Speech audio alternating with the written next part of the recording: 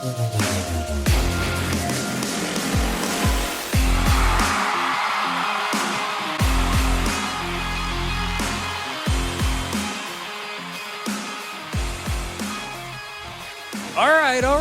right, Colts Nation. All right. Little Matthew McConaughey in here, and not for anything. Look at this right here.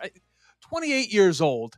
This is the best I've got on facial hair. I think it's got to be it for me, right? I don't think that a beautiful beard is in the cards for me. But either way, really, what's even the point of me bringing that up, right?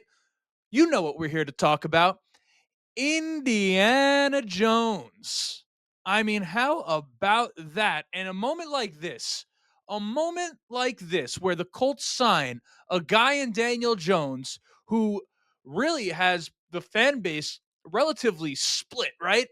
This is why you have me here to talk a little bit of sense into you, particularly those of you who are viewing the signing of Daniel Jones as a bad signing.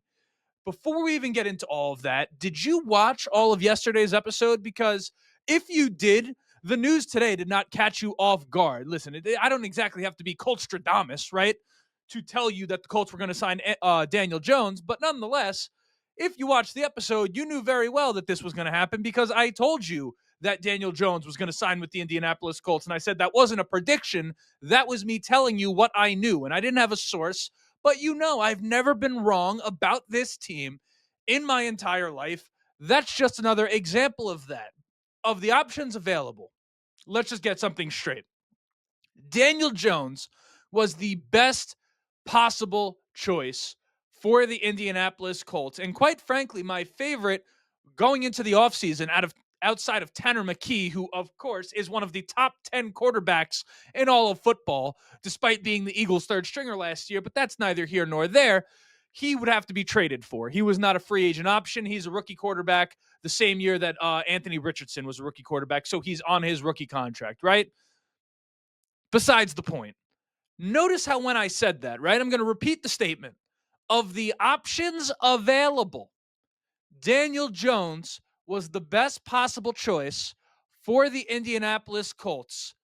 Of the options available, that is the key in that statement. It has absolutely nothing to do about the greatness of Danny Dimes, although I don't hate his game at all. And by the way, just for the record, just so you know, Daniel Jones has not only been to the playoffs, but won a playoff game more recently than the Indianapolis Colts have. Okay, he beat the Minnesota Vikings in the wild card round in 2002, where he became the first quarterback ever to have 300 plus passing yards, 70 plus rushing yards, and 2+ touchdowns in a playoff game. He's one of two quarterbacks in the history of the league to have gotten that done, or at least since the year 1972, which is when the league started tracking comprehensive quarterback stats. A little history lesson for you right there.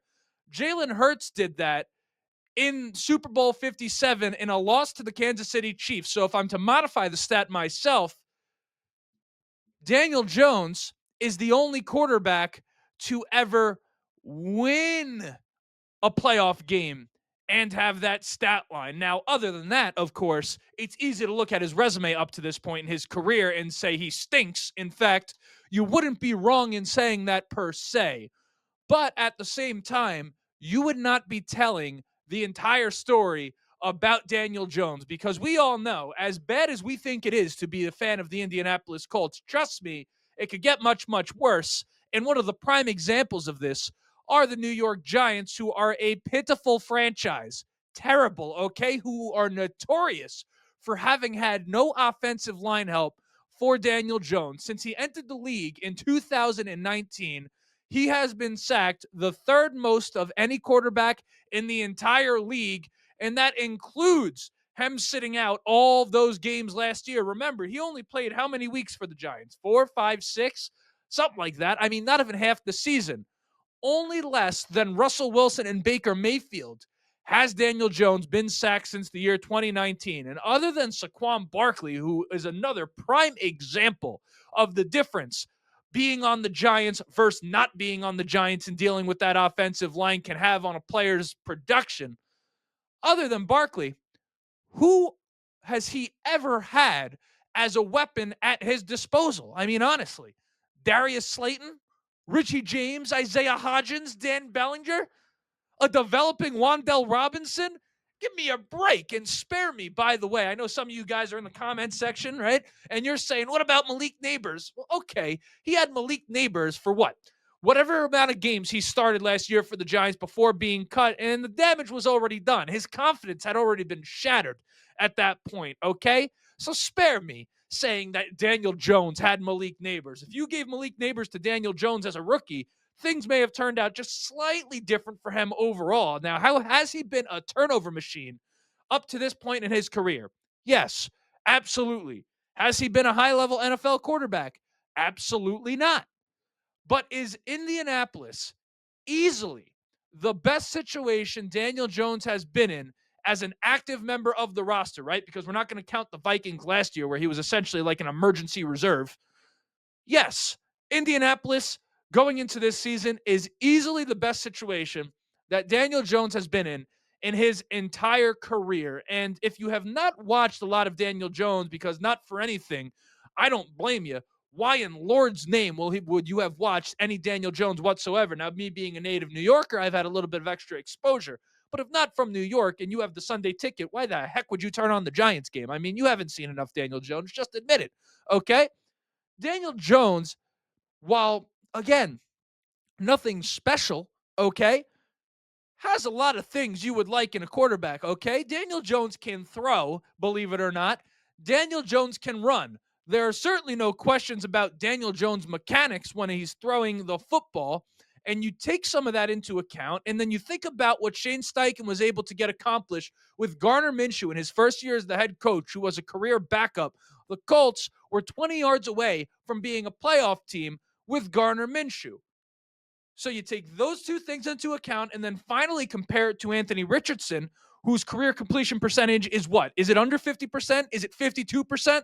I don't know. Not really the point. Daniel Jones, the scrub that many of you guys think is a terrible signing for Indy, 64% career completion percentage despite throwing to me and you. Okay? That's just the fact of the matter. So, yes, this is not just a backup quarterback signing for the Indianapolis Colts.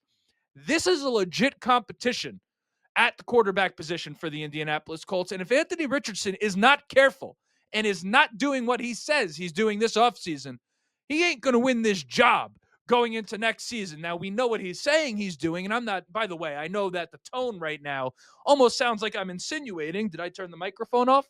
No, I didn't. There's the green light right there. If you could see it, that's the evidence. Audio listeners, like, what the heck is going on? My tone is not at all trying to imply that Richardson ain't doing what he's saying. But at the same time, do we know it's going to work? Like, we know he's working with Josh Allen, and he's working with Josh Allen's QB trainer, the one in which Josh Allen credits for the single most important guy in his mechanical career in the NFL. He's the gentleman that many people would credit with the leap that Josh Allen took. And we all know that Anthony Richardson on the upside is compared to a Josh Allen. So we know this offseason, he goes in healthy. He's working on his mechanics with that very same guy. So there's reasons to be optimistic about what Anthony Richardson is bringing to the table. But at the same time, there's plenty of reason to believe with enough work, Daniel Jones can have a Sam Darnold-like turnaround, who, by the way, isn't all that far removed from being viewed exactly as Daniel Jones is being viewed right now himself. And all of you guys, not all of you guys, let me not put you into a pigeonhole you like that, but a lot of you guys wanted the Colts to go out and get him. And getting Sam Darnold for $35 to $40 million, by the way, is like buying a stock when it's up 2, 3, 400%, as opposed to kind of entering it at the bottom before it's run 400%. Okay. That's what the Colts are doing here with Daniel Jones. They're buying the stock at a bottom. Okay. And if you ask me, if my choices were Danny Dimes, Cameron Bynum, and Charvarius Ward, or just Sam Darnold for $35 to $40 million and a lower level player in the secondary, the choice for me is very, very clear as to which of those options I would prefer. And it's the one that the Colts have gone with. So, yes, this was the right move for the Indianapolis Colts, given what was available to them. Now, what does it mean for Anthony Richardson? We're going to talk about it. The Colts, also in another piece of news today. I know Daniel Jones is a quarterback, so that's the one everyone talks about, and rightfully so for many reasons. The Colts also lost Will Fries today to the Minnesota Vikings. 5 years, $88 million. I mean, my goodness, that is an expensive order of fried potatoes, if I'm to be 100% honest with you.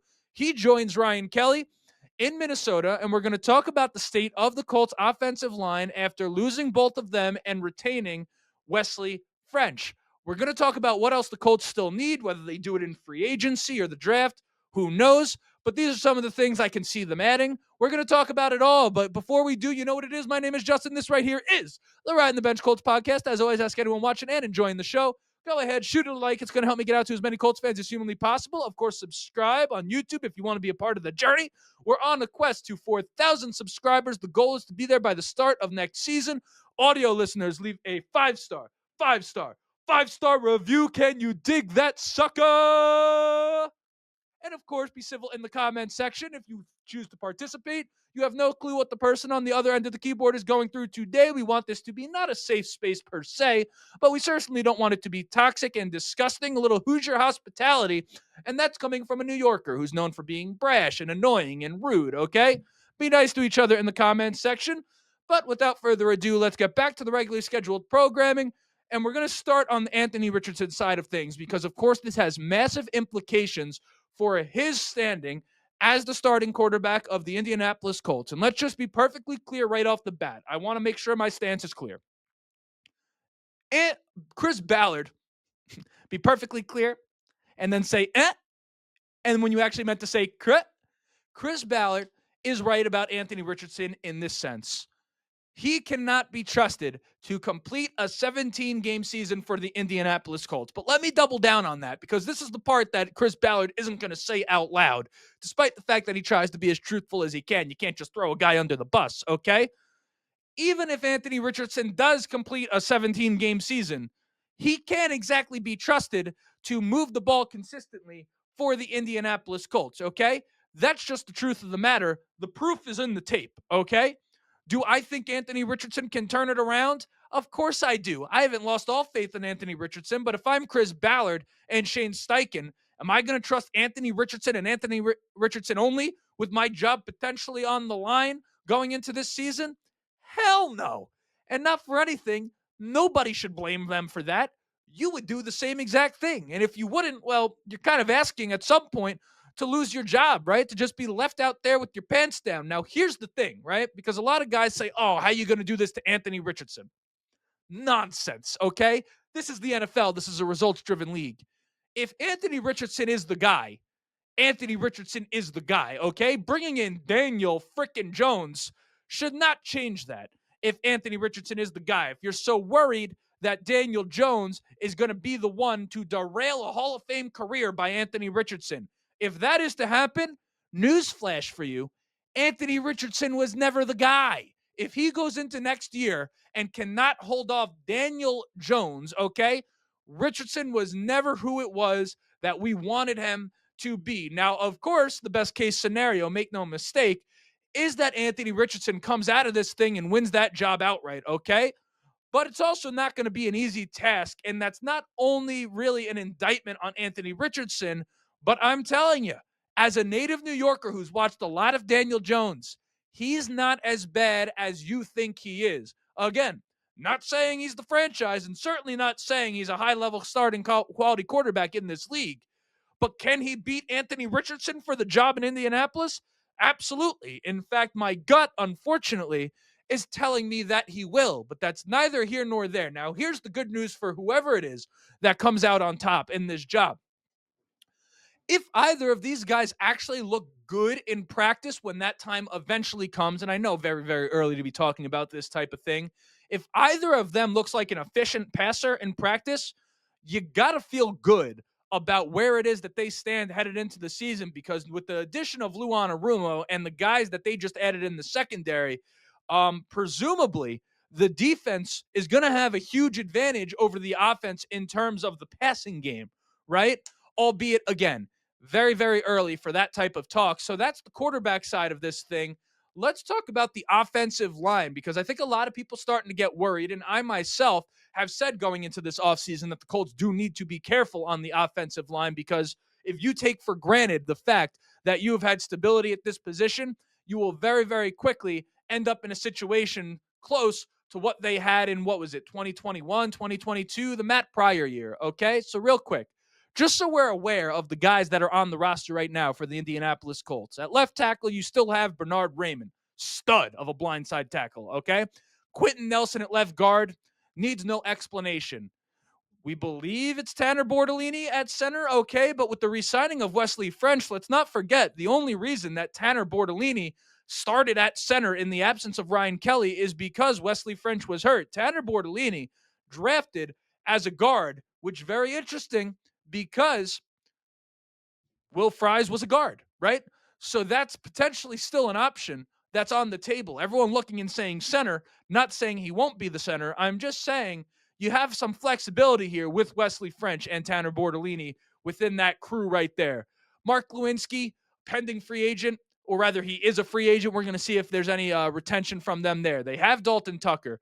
Braden Smith, if he decides to show up to work, is going to be there at right tackle. If not, we have Matt Goncalves, okay? Danny Pinter, a guy that is a free agent right now, but someone who's gotten reps in this league. So it's not exactly like the Colts are here without guys who have started and played in this league, okay? Like the Colts, really, all things considered, if Braden Smith is there, you have Braden Smith, Quentin Nelson, Bernard Raymond, Bortolini, French. I mean, you can have worse starting lines going into a season. Not saying it's ideal, but not for anything. None of us thought Will Fries was going to turn into what he turned into, and sure enough, he did. And that former seventh round pick just got paid nearly $100 million. Okay, which goes to show how well Chris Ballard and company do at drafting this position. So, with that said, the Colts not set on the offensive line per se, but do they have enough pieces where it isn't unreasonable to believe that they're going to have what they need by the time the draft is over? I think it's a pretty good bet to make, knowing Chris Ballard and kind of the way he's done things since he's got here, knowing that he prioritizes the trenches and knowing that he wants 6, 7, 8 guys that can go out there and play. That's just his MO. And if you're going to have a gap on the offensive line, you would definitely prefer it be on the interior versus like a tackle or something like that, right? If you bring in a young guy, it's going to be much easier for him to pick up guard than it is tackle, where you're kind of just on an island versus some really freak athletes. Some of the great freak athletes in the NFL are edge rushers. And when you're a tackle, you got to deal with those guys all day, every day. So inside, when you're playing the guard position, footwork, while required, doesn't need to quite be at the level it would be when facing an elite rusher playing tackle, okay? Prime example of this in recent history would be Mekhi Becton on the Philadelphia Eagles, drafted by the Jets as a tackle, high draft pick too, and was considered to be a massive bust on the offensive line. Philly brings him in. They move him inside to guard, and he goes from a scrub of a tackle to a freak of a guard. Okay, like he was an absolute force for Philly out there. Was he 6'7", 6'8", 400 pounds? Okay, so it just goes to show how that transition oftentimes is easier for a young player than it is on tackle. You have guys on both sides. There's a number of reasons, but I think my point is very, very clear. So that's where we stand on the offensive line. Am I worried? No. But do the Colts need to be diligent? Absolutely. Things the Colts still need. We talked about linebacker yesterday. We don't know what that's going to look like. EJ Speed is a guy everyone assumes is gone. We're not 100% sure just yet, unless my phone has some news on it that I have not seen yet as I record this episode. Okay, totally fine. What are they going to do there? We don't know, right? We have no clue. I'm starting to think, based off of the guys that we've brought in, that linebacker is something that we could essentially bank on the Colts drafting within the first 3 rounds. But how early do they go? I don't know. But what I do know is this. I'm going to make sure that if I'm watching film for rookies, and I will be, that linebacker is a position I look at extensively. Another position the Colts have drafted pretty well. So not for anything. If you ask me right now, are the Colts in a better position today than they were going into last season? 1,000%. And the offseason has only just begun. Another thing they need, running back, a third down type running back, change of pace, pass catcher. Wow, that was just kind of gross. I thought I was going to burp, and instead my stomach just growled, and you just looked at me and were like, what the hell is going on right now, right? But the Colts need a third down type back, someone who you can trust that is not named Tyler Goodson, for goodness sake, who I don't hate, no disrespect to him, but I mean, good grief. You have Jonathan Taylor, we know what he brings to the table. There are so many running backs in this league that can play between free agency and the draft. You'd have to think you can find somebody, right, who you can come in and trust in third down situations. You've done a whole lot of things to help the defensive side of the ball. Daniel Jones, really the first move on the offensive side. How about you give Shane Steichen another weapon to work with? I don't think it's all that hard, if you're intentional about it, to bring in a guy that you can trust at the running back position to come in on third down, a guy with a pair of hands that you can trust a little bit more than Jonathan Taylor's, and then that would be that. If the Colts address linebacker and they address that, I mean, they're in a much better position than they were going into last season. And I was optimistic going into last season, although not quite as optimistic as I was going into the season prior. But right now, I feel pretty good. 2 days through free agency, and this is where the Colts are at. As a fan, you can't be too upset with it. And if you are, well, maybe your expectations aren't all that realistic, right? Disappointment rooted in expectations, something I say on this channel very, very often. That being said, the Colts have exceeded those expectations so far for many of us this offseason so far, and one that's only just begun. But that right there was it. You've made it to the end of the episode. Let's keep an eye out. Is anything else going to happen? Who knows? But my name is Justin. This right here is the Ride on the Bench Colts podcast. Like, subscribe if you have not yet. And as always, go Colts.